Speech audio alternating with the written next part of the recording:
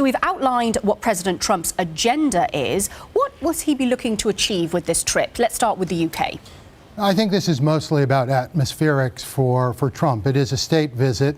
He's looking at the ceremony, the pomp. It's an opportunity for him to look very presidential. He's got 3 days to work with, and we'll see how that goes. I mean, I think on the policy side, I would expect very little in terms of deliverables. I mean, we're dealing here with a lame duck prime minister. The Queen is going to stay away from all controversies, all policy issues, of course. And I think that Trump himself is very likely, already has started doing this, wandering into domestic politics in the UK. Well, certainly Her Majesty has managed to welcome many leaders and stay out of politics.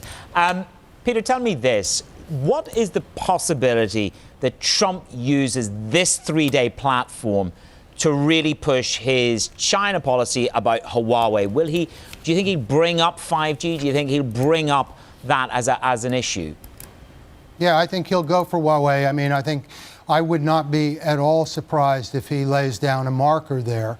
But he's dealing with somebody who really can't respond on that issue. I mean, May is in no position really to do or say anything at this point on that topic. And it would be a way for Trump to kind of stir up the politics inside the UK by pressing this button. So I wouldn't be at all surprised, but I think his principal focus is likely to be Brexit and possibly the potential for, as he would put it, a very good trade deal with the United States. Yeah, and on that point of Brexit and stirring up politics, he's talked about meeting Boris Johnson and Nigel Farage. How likely is it those meetings will actually happen, and what will come out of them?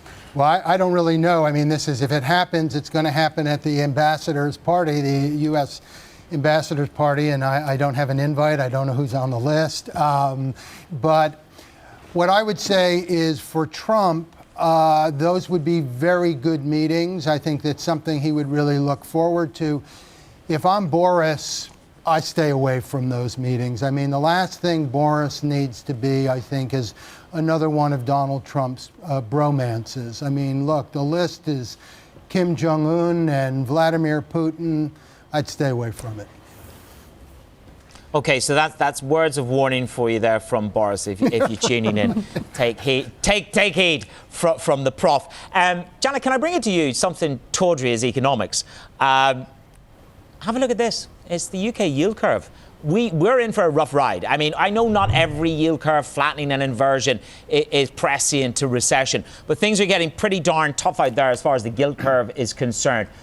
Are you concerned about our economy given the flatness of this yield curve? We haven't seen it this bad since the financial crisis on the curve. Yes, I'm actually quite worried about the UK economy at the moment because right now, obviously, the Brexit uncertainty is going to be pretty prolonged. And what we observe is, I think the scenarios are getting more extremes at the moment. I think we're either heading towards a second referendum or we're heading towards a hard Brexit, potentially a snap election. So there's just so much uncertainty. And our base case is that if we are heading towards a hard Brexit, we're going to see a recession this year. Peter, what's the best that President Trump can offer the UK in terms of a trade deal? Well, I mean, he can talk a good game and he can kind of frame it.